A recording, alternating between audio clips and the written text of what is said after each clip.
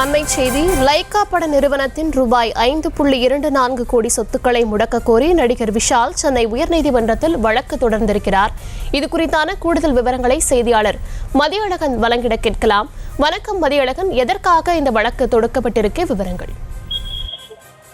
நடிகர் விஷால் சார்பில் சென்னை உயர்நீதிமன்றத்தில் தாக்கல் செய்யப்பட்டிருக்கக்கூடிய மனுவில் விஷால் பிலிம் ஃபேக்டரி பட நிறுவனத்தின் தயாரிப்பில் உருவான சண்டக்கோழி 2 திரைப்படத்தின் தமிழ் மற்றும் தெலுங்கு திரையரங்க மற்றும் சேட்டலைட் வெளியீடு உரிமைக்காக லைகா நிறுவனத்துடன் கடந்த 2018ஆம் ஆண்டு 23 கோடியே 21 லட்சம் ரூபாய்க்கு போடப்பட்ட ஒப்பந்தத்தின்படி படம் வெளியிடப்பட்டதாக தெரிவித்திருக்கிறார்.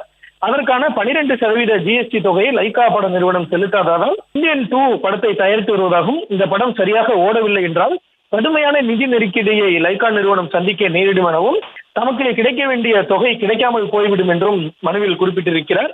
மேலும் லைகா நிறுவனம் ஒரு வெளிநாட்டு நிறுவனம் என்பதால் நிறுவனத்தை மூடிவிட்டு தயாரிப்பாளர் வெளிநாட்டுக்கு தப்பிச் செல்வதற்கான வாய்ப்பு இருப்பதால் தான் செலுத்திய GST தொகை மற்றும் அபராத தொகையை வட்டியுடன் சேர்த்து 5 கோடியே 24 லட்சத்தி 10,423 ரூபாய்க்கான உத்தரவாதத்தை செலுத்த லைகா நிறுவனத்திற்கு உத்தரவிட வேண்டும் என மனுவில் தெரிவித்திருக்கிறார்.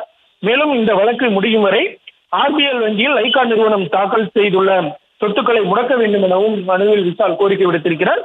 இந்த மனு நீதிபதி அப்துல் குத்தூஸ் முன்பு இன்று விசாரணைக்கு வந்த பொழுது விஷாலின் மனு குறித்து லைகா நிறுவனம் பதிலளிக்க உத்தரவிட்ட நீதிபதி வழக்கினுடைய விசாரணையை ஜனவரி 19ஆம் தேதிக்கு ஒத்திவைத்திருக்கிறார்.